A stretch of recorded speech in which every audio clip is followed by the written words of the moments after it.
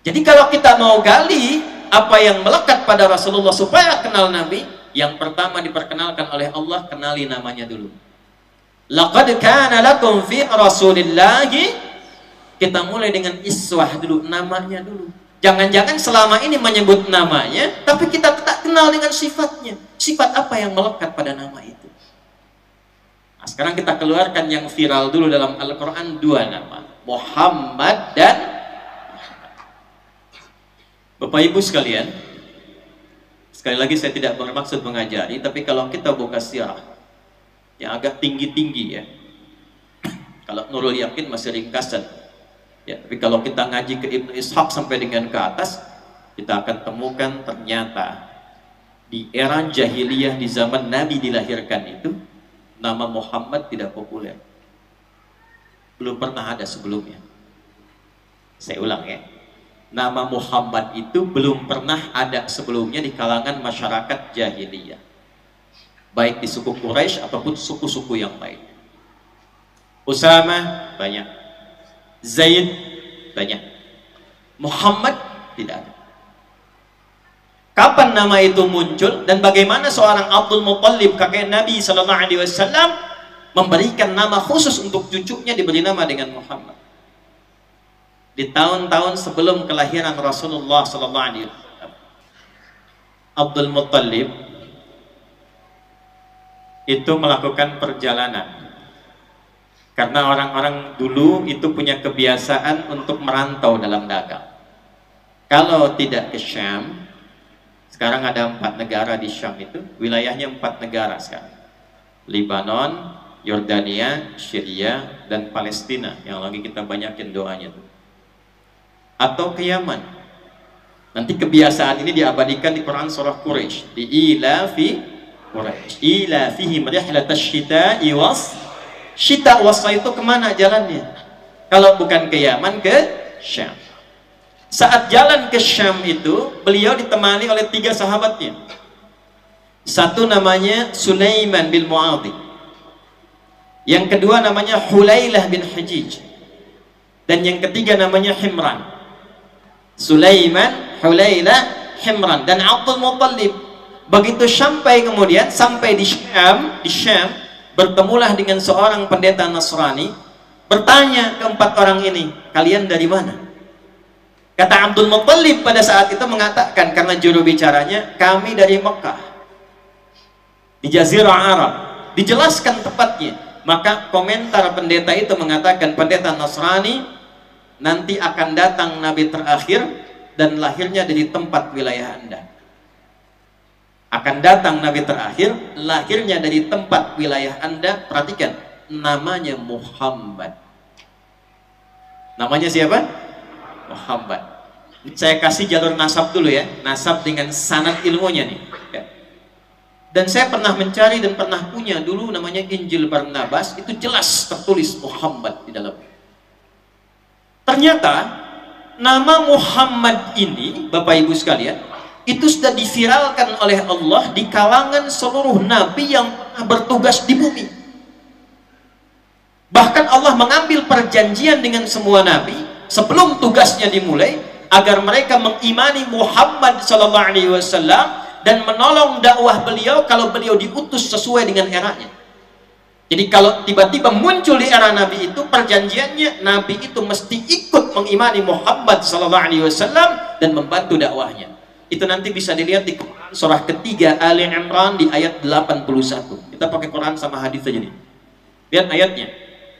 Wa idh akhadallahu mitsaqan nabiyyina lama ataitukum min kitabin wa hikmatin thumma ja'akum rasul musaddiqan lima ma'akum la tu'minunna bihi wa la tansurunna qala aqrartum wa akhadhtum ala dhalikum isri qalu aqrarna qala fashhadu ma'akum minasyahidin. Paham? Tidak. Wa idh akhadallahu mitsaqan nabiyyin, dan ingatlah, pahamilah, pelajarilah, ketahuilah ketika Allah mengambil komitmen dengan semua nabi yang bertugas di bumi. Ingat, ada al-anbiya, ada nabiyyin, itu beda.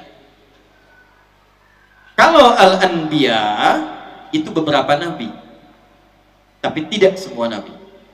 Ada surah ke-21 namanya surah apa? Al-Anbiya. Tadi yang ayat kedua yang dibacakan. Wa ma arsalnaka illa rahmatan lil alamin. Di Al-Anbiya. Kenapa disebut Al-Anbiya? Karena di surah itu ada beberapa nabi dikisahkan, tapi tidak semua nabi. Tapi kalau kita ingin merubah menjadi bentuk semua nabi tanpa kecuali, kalimatnya berubah dari anbiya menjadi nabiyyin. Wa idz akhadallahu mitsaqan nabiyyin, dan pahami, ketahui, ingat, pelajari ketika Allah mengambil komitmen dengan semua nabi yang bertugas di bumi. Lama ataitukum min kitabi wa hikmah. Ketika aku, kata Allah, akan menugaskan engkau jadi nabi, aku berikan buku petunjuk, pedoman kitab, dan dijelaskan lewat hikmah. Jadi ada kitabnya, ada penjelasannya. Nabi Musa kitabnya apa? Taurat, kitab. Penjelasan Nabi Musa disebut dengan hikmah. Nabi Isa kitabnya apa? Injil. Penjelasan Nabi Isa terhadap Injil disebut dengan hikmah. Nabi Muhammad kitabnya apa? Al-Quran. Penjelasan Nabi Muhammad terhadap Al-Quran disebut dengan hikmah. Semua Nabi saat menerima kitab dan hikmah, kata Allah, harus ada komitmen. Kalau tugas kalian saat berjalan bersamaan dengan itu lahir Nabi penutup, kalian harus membantu risalahnya, beriman kepadanya, dan menolong dakwahnya.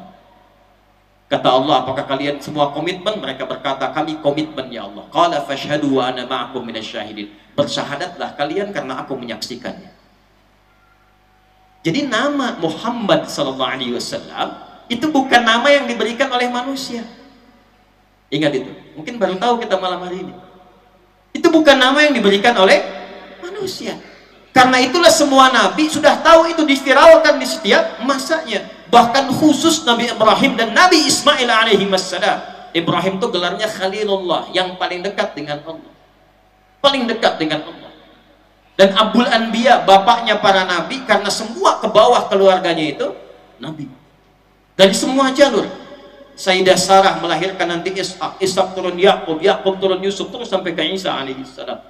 Sayyidah Hajar menurunkan sampai Sayyidina Ismail alaihissalam sampai Muhammad sallallahu alaihi wasallam. Disebut Abul Anbiya, khusus zamannya Nabi Ibrahim dan Nabi Ismail alaihi wassalam, itu sampai keduanya berdoa di samping Ka'bah supaya Nabi Muhammad sallallahu alaihi wasallam spesial, lahirnya nggak boleh sama dengan nabi-nabi lain, harus lahir di tempat atau di sisi tempat yang paling spesial di bumi. Apa tempat yang paling istimewa di bumi? Ka'bah. Ya, dari mana tahunya? Quran surah ketiga Ali Imran ayat 96 sampai 97. Inna awwala baitin wudi'a lin-nas. Sungguh kata Allah, aku tegaskan, rumah pertama yang dibangunkan untuk manusia, bukan manusia yang bangun. Saya ulang ya, rumah pertama yang dibangunkan untuk manusia sebagai kiblat, bukan manusia yang bangun. Nanti buka kitab namanya Akhbaru Makkah karya Az-Zuraqli. Anda buka halaman 13 sampai 15 tuh. Itu disampaikan bagaimana di situ dalil disebutkan malaikat diperintahkan oleh Allah bangun Ka'bah sebelum Adam turun. Dibangun. Nanti zaman Nabi Nuh alaihissalam hancur bagian atasnya terkena banjir. Sisa pondasi. Nah, pondasinya ini diperintahkan oleh Allah kepada Nabi Ibrahim, Nabi Ismail, tinggikan lagi di era Nabi Ibrahim. Maka beliau menapakkan kakinya, bawa batu untuk meninggikan lagi. Tapak pertama yang ditapakkan untuk melakukan perbuatan besar disebut makom namanya. Di makom itu tapak terhormat. Ya, kenapa kita sebut kuburan dengan makom? Untuk memberikan kesan hiduplah dengan terhormat supaya wafatnya pun dihormati. Makanya kita sebutkan makam ulama, makam aulia, dengan makam para kiai. Kenapa? Karena hidup mereka terhormat. Ada pesan di balik nama makam. Bekerjalah selama hidup dengan terhormat agar wafat pun Anda terhormat. Itu maksudnya. Maka sampai sekarang walaupun Nabi Ibrahim sudah tidak ada, makamnya tetap ada. Hajar Aswad, multazam, kemudian ada pintu, tarik garis lurus, geser kanan dikit, itu makam Ibrahim. Begitu diinjakkan kaki, anaknya yang usia 3-4 tahun kurang lebih datang dari sisi kanan bawa batu, mengatakan, "Papa, saya mau bantu, boleh nggak?" Maka bawa batu, batu dalam bahasa Arab disebut dengan hajar, disusun-susun menjadi hijar. Maka daerah itu sampai sekarang disebut dengan Hijr Ismail. Apa kaitan dengan Nabi Muhammad SAW? Begitu selesai ditinggikan Ka'bah itu, berdoalah keduanya. Berdoa keduanya di samping Ka'bah. Doanya ada 3. Diabadikan di Quran surah kedua Al-Baqarah ayat 127, 128, 129. Nah, yang 129 itu khusus untuk Nabi Muhammad SAW. Rabbana wab'ath fihim rasulan minhum yatlu alaihim ayatika wa yu'allimuhumul kitaba wal hikmah wa yuzakkihim innaka antal azizul hakim.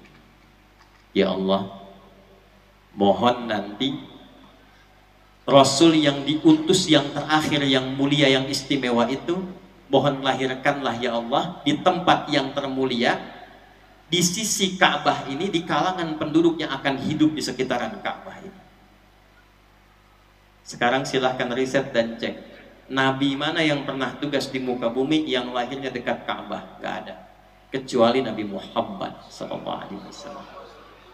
Tadi saya katakan, dari keterangan Nabi Isa ini beliau mempopulerkan, ini namanya nih Muhammad Ahmad. Lanjutlah itu pada murid-muridnya, menyebar di antara muridnya, terkonfirmasilah 600 tahun setelahnya kakeknya Nabi Muhammad Abdul Muttalib kemudian jalan dengan 3 sahabatnya tadi, Sulaiman, Hulailah dengan Himran ke Syam, bertemu dengan pendeta Nasrani tadi yang saya sebutkan di awal, maka mengkonfirmasi apa yang disampaikan Nabi Isa. Hei, di tempat kalian seorang nabi, ya, akan lahir seorang nabi namanya Muhammad. Maka 4 orang ini berjanji kalau mereka dapat cucu, maka yang paling duluan di antara mereka cucu akan diberi nama dengan Muhammad. Ya, yang duluan dapat cucu diberi nama dengan Muhammad. Qadarullah ketika pulang ternyata lahirlah dari Sayyidah Aminah anak laki-laki, cucunya Abdul Muttalib. Di antara 4 ini yang duluan dapat cucu Abdul Muttalib, maka diberi namalah dengan nama Muhammad. Nama itu belum familiar di lingkungan Quraisy pada masa itu, gak ada yang tahu.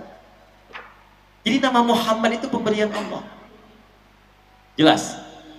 Pemberian siapa?